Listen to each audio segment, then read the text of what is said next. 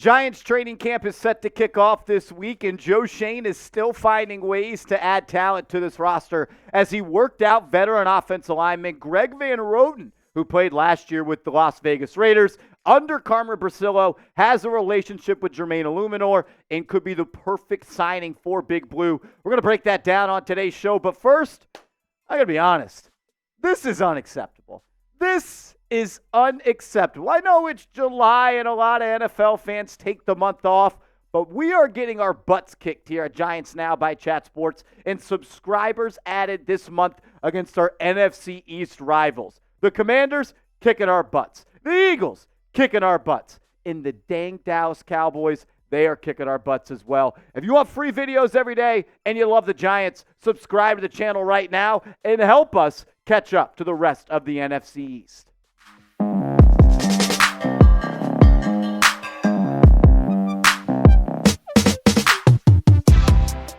You're watching Giants Now by Chat Sports. I am your host, Marshall Green. Let's dive into it as Greg Van Roten went on a visit and a workout today with the New York Giants. The Giants held workouts for multiple players and tryouts as tomorrow training camp will be kicked off. And if you remember last year, the Giants went out and signed some players on this day last year, including Cole Beasley. So it's starting to become a tradition for the Giants to go out and add some players. Look, he has a relationship with Illuminor and Carmen Bricillo, and he's a New York native. He's from Long Island, and I think he makes a lot of sense as a potential fit for the New York Giants. He's entering his 10th season in the National Football League, so he's got that experience, and he's someone that's performed pretty well at times. He started all 17 games for the Raiders last year at right guard, and when you are in a spot where the Giants are on their offensive line, coming off giving up 85 sacks last year, second most in NFL history, and you still have some question marks on the offensive line,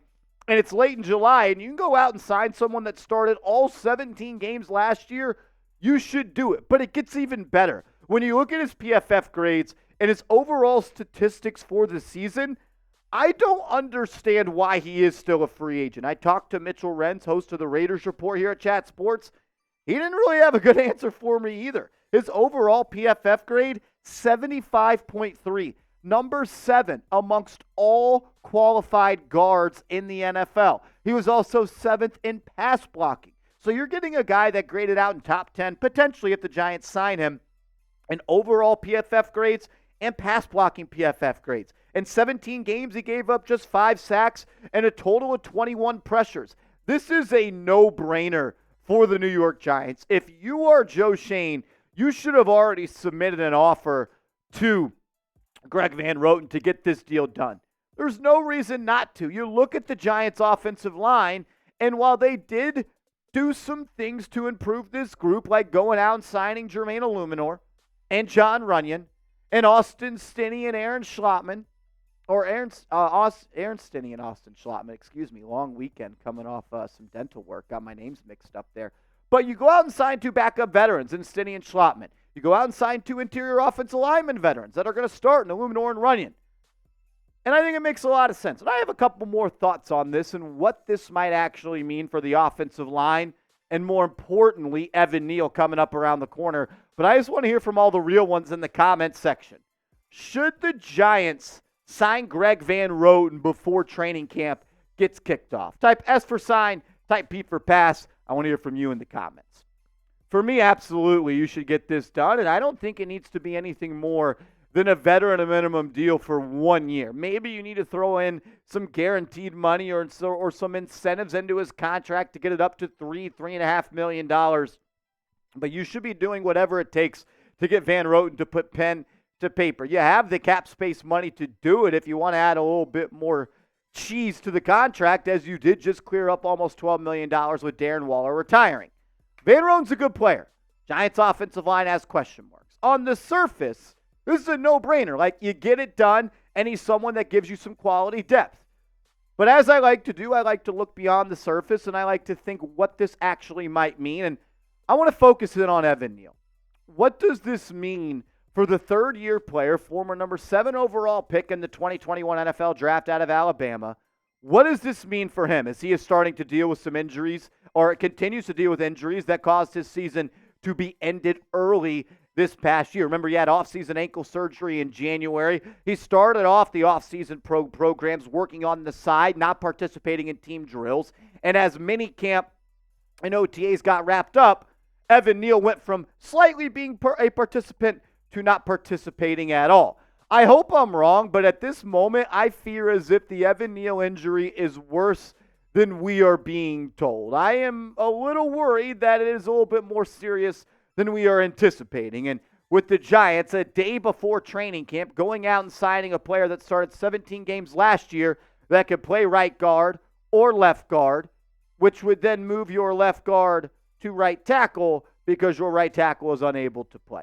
We'll talk more about Evan Neal coming up in a second. But first, I got to give a major shout out to one of my favorite sponsors that I am happy to have back here at Giants Now by Chat Sports, and that is Game Time. Download the Game Time app, use the promo code Chat Sports, and get $20 off your first purchase. I'll make sure that information is clickable down in the comments and the description of today's show. Look, the summer is here, and it is rolling, and now is the time to go catch a Yankees game or a Mets game. And some of my favorite things about Game Time is last-minute tickets and flash deals. I got to go to the Home Run Derby last week, but on Sunday of that week, I wasn't going. Monday, I bought tickets, and I was able to go to the Home Run Derby with some coworkers here at Chat Sports. Major shout-out to Game Time for that. The prices of the events get closer as the date gets here. And one of my favorite things about Game Time is just how easy the app is to use, but also you get to get a view of the venue, the stage, the field, the court, whatever it may be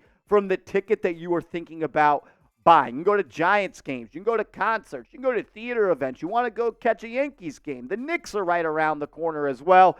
Do it with Game Time. Download the Game Time app and use that promo code ChatSports for $20 off your first purchase. Major shout out to Game Time. Love having them as a sponsor here at Chat Sports. I use them all the time. They are my go-to ticketing app, and you should do the same. Download the Game Time app, create an account, and use code ChatSports for $20 off your first purchase. Terms apply. Again, create an account and redeem code CHATSPORTS for $20 off your first purchase. Download Game Time today. Last-minute tickets, lowest prices guaranteed. Terms do apply. All right, this feels like a move when it comes to Greg Van Roten signing potentially with the New York Giants, as it was just a workout. We haven't gotten any word that it is official. I assume they're working on a contract, and if it does, we'll make sure you know. This feels like a move the Giants would make if they knew Evan Neal wasn't 100% going to be ready to go for week one.